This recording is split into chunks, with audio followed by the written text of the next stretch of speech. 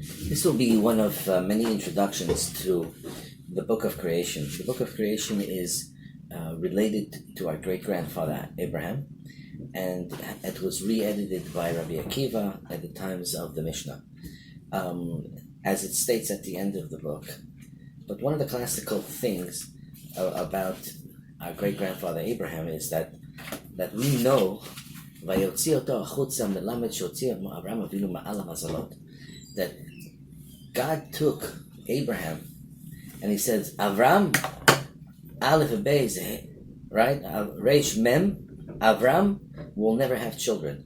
Avraham, with the Hey, will have children. God, either metaphorically or physically, I don't know, I wasn't there, but based upon the scriptures and parts of commentary, there was an expression that says that he took him above the galaxies and he pointed downward and he said, Ko ye'ezarcha, so too will be your children. And to which the lesson comes about that says, in Mazal Israel, that there's no horoscope or there's no luck to Israel, because the Jewish people are above the concepts of horoscopes and whatnot, which is very fascinating because our great-grandfather Abraham, the one that was introduced to this concept, he wrote a book all about Mazalot. This book, the Book of Creation, is very fascinating because it has different chapters. It has chapters that discuss the various different letters, various different numbers, sequences of letters and numbers, the effects of the letters and numbers. With the combinations of letters and numbers, we're able to do certain things that are outstanding. But ultimately, it will discuss the effects of Mazalot, which is the constellations, and the various different stars, how it interacts with our world. Even though we have the rule that it doesn't pertain to us, because we have the concept of prayer, which prayer can take us to the next level. But there's something called nature and there's something called nurture. The Jewish people, in their nature, do have what's called mazal, but we have the ability to override it with either our prayer or acts of kindness, like the famous story with Rabbi Akiva's daughter. Akiva's daughter was destined to die on the day of her wedding, and the day of her wedding came and went, and she didn't die. And her father asked her, what did you do different today? Obviously, she got married. And she says, everyone was very busy with the wedding, and there was a pauper that came to the door, and he asked for help. And while everyone was busy, and everyone was eating and feasting, I took my meal, and I gave it to this man so he can have what to eat. So he says, wow. So he says, wow, that's fascinating, because according to Rabbi Akiva's analyzation of the constellations, he knew that his daughter was supposed to pass away on the day of her wedding. And lo and behold, that she went to her room and she took a pin out of her hair and she stuck it into the wall just for safekeeping. And right there in the wall, there was a snake. And not even knowing it, she stuck the pin right through the head of the snake. I imagine if a girl would have realized that there's a snake there, it would have been a fabulous freak attack. But she didn't realize that there was a snake there. Maybe back in the day, women were not as scared of snakes and whatnot, but this was a poisonous snake. And therefore, when Rabbi Akiva actually found the pin and saw it through the head of the snake, he made the statement that says, Tzedakah tatzil me'mavet. It was been determined that a person should pass away at a premature time, and a person engages in charity, then the charity itself will be enough to override whatever is decreed in the natural courses of mazal, of a person's horoscope. If you do charity, it overrides it, and it'll change actually a person's destination. So in the Book of Creation, let's take a moment and talk about the various different parts of creation. You have a domem. The domem is an inanimable object, for like example, a stone, sand. It doesn't grow, it doesn't reproduce, it's just there. It may have energies that it can perpetuate, and it gives life to what's called tzomeach. Tzomeach is something that grows. So you have something that is inanimable, and then you have something that grows. Domem, tzomeach, chai is something that is alive. For example, a lion, it's alive.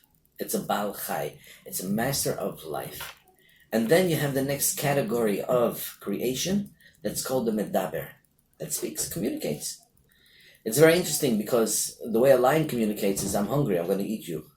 right? And he just goes and eats you, or he tries to eat you. Right? It's not really that much of a conversation. It's more like hungry, gut, I need to eat. Each one of these items feeds off the next. In other words, something can only grow from the ground, right? Comes the sheep and the goats and the chickens and the animals, they eat the grass, they eat the trees, the lion eats those animals, and then ultimately there's something called humanity. Humanity is the power of speech. So we've always looked at the power of speech as the determination of, hi, I am different than the animal kingdom. I can be sensitive.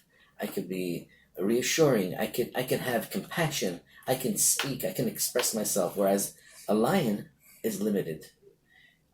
It has feelings. It could feel hungry, and then it acts upon whatever its feelings are.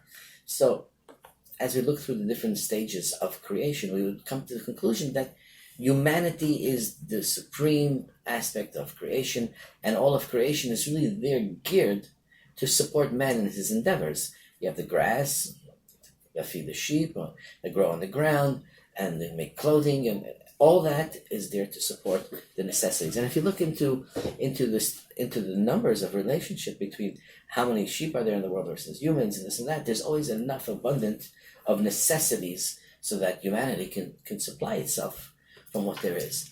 So we always refer to as man as the supreme being, man or lady as supreme being, due to the fact that we are able to communicate and express and to be sensitive with one another. Today I'm going to tell you all that it goes a little bit further. That the ability to communicate is not just there for humanity to not be animals, but the ability to communicate gives us the ability to create. To take something and to transfer its entire essence. If we know the right words, what to say, how to say, what our intentions to be, in a status of absolute purity, with proper intentions, we can change matter and turn it into something more. And in chapter 3 of this book, it will teach us how to meditate and to use certain utterances to even bring in what's called the golem. This is the book that teaches us how to create a golem.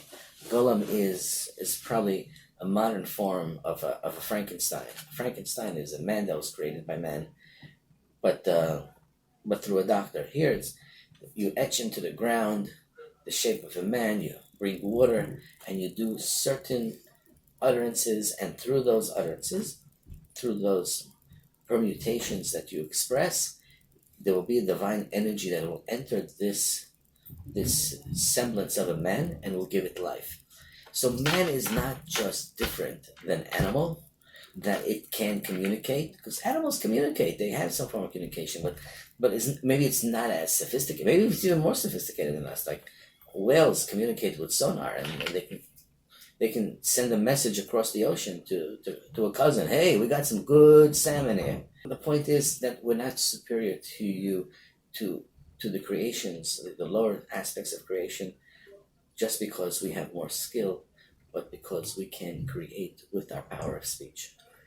There's a very famous term that's always been used by magicians, and that term is called abracadabra. Abracadabra is really an Aramaic word, which is also from the holy text. And abara means I will create, kedabra, as I speak. So the word abracadabra really means the ability to create through the process of speech. And that's why probably magicians like to use it, because poof, all of a sudden we've created something. So let's start with the first Mishnah of Sefer Yetzirah. ב-32 נתיבות פלאות חכמה. There are 32 wondrous paths of wisdom. Now, when we're talking about 32 paths of wisdom, we're talking about something of significance. 32 paths of wisdom. Up, down, right, left, front. I mean, where did these 32 paths, how do we come about them? So that's what we're going to learn. If you look into day 1 of creation, as the commentaries explained in the introduction by the Ravad, Aram Ben Teret, He says the 32 paths, if you look in the first chapter of creation from Bereshit bara Elokim, and you look for the word Elokim until the end of the days of creation, not including the day of rest, you will find that the word Elokim, which represents constriction and limitation, which we need to discuss at some point, is what is the concept of a tzimtzum, constriction. And constriction in short means to say a form of transformer. I take spiritual energy that's very intense and very dynamic, and I want to bring it to a physical world, and it's not palatable. We can't absorb it. So what do? We have to put it through a process of transforming and taking that energy and minimizing it so that we can actually use it as in our world. So there are 32 paths of wondrous wisdom that God, as creation, the 6 days of creation, 7 days of creation were implemented. Multiple ones of these Elokims were there to create another form of limitation of the infinite divine power with a specific mission. In short, there are 32 paths which comprise of 10 numbers, 1 to 10, each which gives you the quantitative aspect of creation. How many? How much? And then you have 22 letters. 22 letters tell you about the qualitative aspect of what's being created. So you have the numbers and you have the letters. The letters define the essence, the numbers define the amounts. Put them together, you have the number 32. The number 32 is this combination of these 22 and 10 applications of wondrous wisdoms. Our mission over the next couple of weeks is to delve into each one of these verses, what was created in each one of these verses, and as we understand what was created, we will be able to understand more the world that we live in. So I would like to take a moment and discuss the 10 numbers. 10 numbers are going to be called Sefirot. Sefirot are numbers or spheres. As we spoke about the endless spheres that it takes for the spiritual energy to evolve into a physical world. That's the Sefirot. And then the 22 letters are broken down into 3 different categories. You have mother letters, Aleph Mem Shin, which are in a category of their own.